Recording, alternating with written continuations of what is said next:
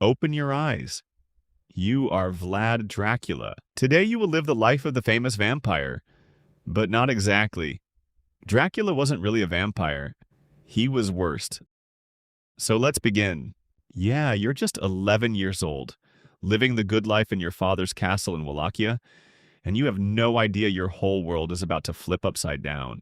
Your father makes a deal with the most powerful ruler in the region, the Ottoman Sultan Murad II, and part of that deal, he hands over you and your little brother as hostages. Now you're a scared kid, thrown into a foreign court where nobody speaks your language. And honestly, this is where things start getting messed up in your head.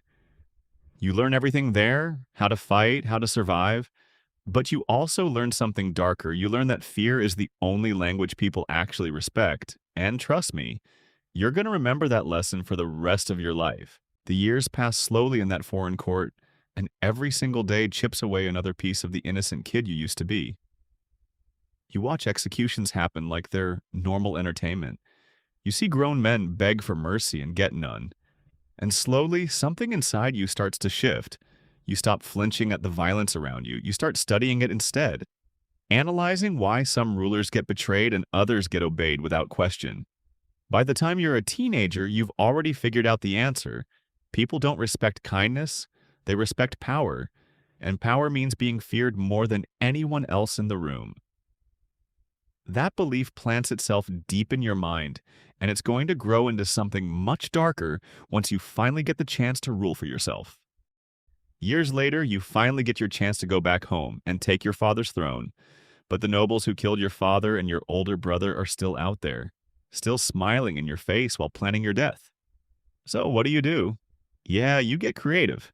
You invite them all to a feast, and once they're comfortable, your guards grab every single one of them.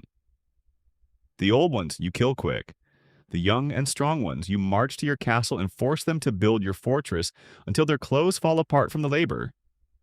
And that's just the beginning of who you're about to become.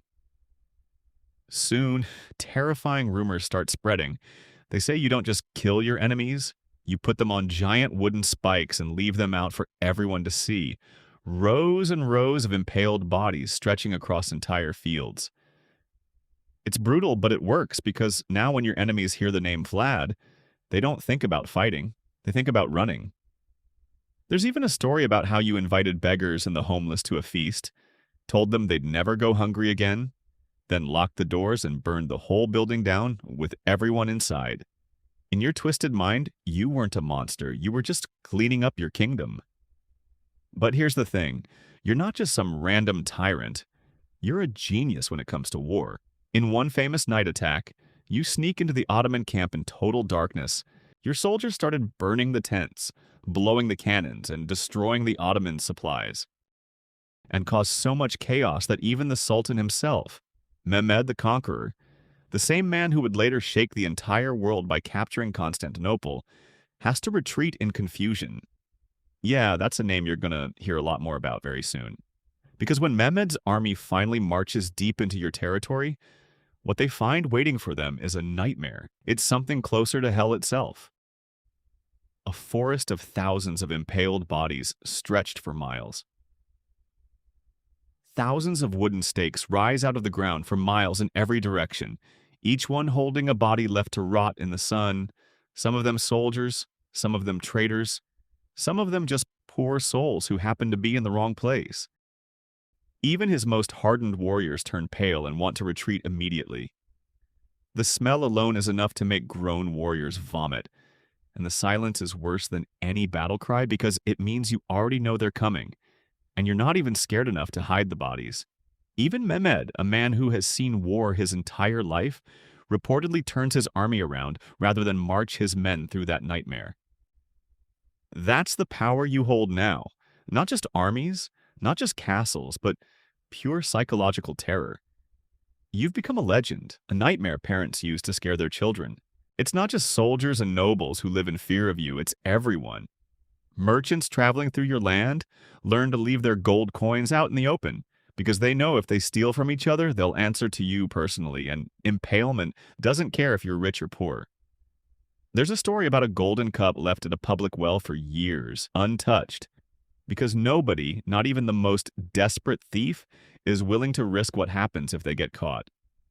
Mothers use your name to make their children behave, whispering that Vlad is watching, and honestly, in your kingdom, that might actually be true. Your father was called Dracul, meaning dragon, but now they call you Dracula, son of the dragon, or son of the devil. Eventually, betrayed even by your own allies, you meet your end in battle. To this day, nobody's completely sure how you died. Some say your own soldiers killed you by mistake. Some say you were assassinated. Some say your head was cut off and sent straight to the Sultan, as proof the nightmare was over.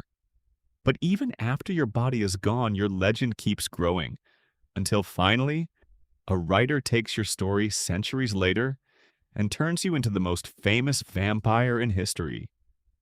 That's how Vlad the Impaler becomes Dracula, the immortal creature of the night the whole world still fears today. But your story doesn't exist without the man who almost broke you as a child. The same man whose empire you fought your entire life. The same man whose name you kept hearing on every battlefield. And in the next episode, we're diving into that man's story. Mehmed the Conqueror, the Sultan who took on the oldest and most powerful empire on earth, broke through walls that were considered unbreakable for over thousands of years, and came dangerously close to conquering all of Europe itself. Trust me, you don't want to miss this episode. Don't forget to leave a like, subscribe, and share the story with your friends. Goodbye.